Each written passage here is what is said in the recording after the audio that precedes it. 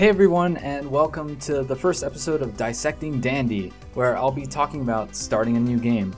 So when I start thinking about designing a new game, usually the first thing I write down is how the player interacts with the game.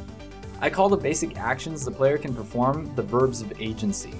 I write these down because interactivity is what makes games a first-hand experience for the player, and figuring out what the player is doing simplifies the design process. In Dandy, the player interacts by moving and shooting, which the player experiences as dodging and aiming. Dandy's a remake of a Flash game I made with my friend David Silver when I was 15, and that game was just copying from old NES shooters like Gradius. But how do we find our so-called verbs of agency if we don't have a reference point? Here are a few ways to find a reference point. First off, you could consider games that you've loved, but more importantly, figure out why you love them.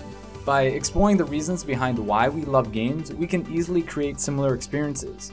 I spent a good portion of my childhood making very derivative games, and the only skills I improved were my art skills, so copying isn't what I'm suggesting.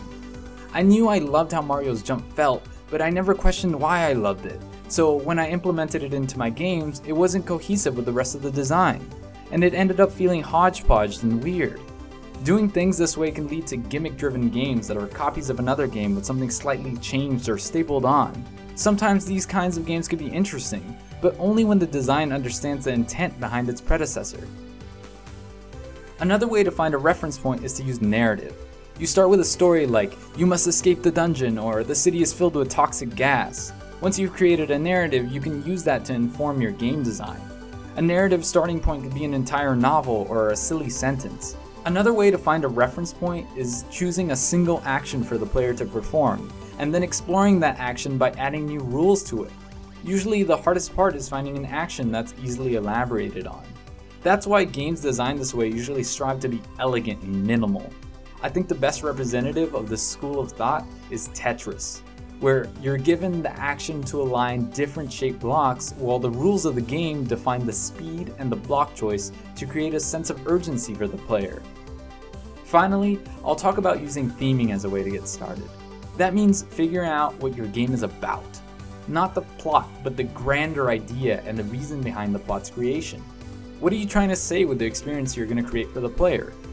Commonly used game themes usually encompass player accomplishment, such as overcoming the impossible or good versus evil.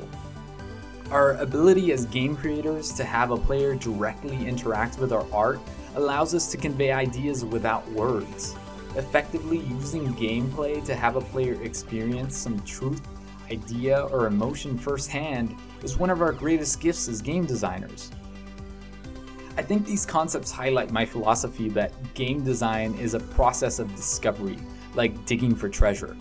The goal of this video isn't to give you a recipe for game design, but to highlight the need to think about your choices from the very start. Sometimes it can be easier to just get going, and sometimes you hit gold with that. But without eventually understanding the intent behind your design, there's no real way to be deliberate. Without an intent, we're just left blindly splattering paint on a canvas. So for the next few episodes, I'm going to go into more detail about how to use a reference point to inform different aspects of your game. So thanks for listening, and see you next time.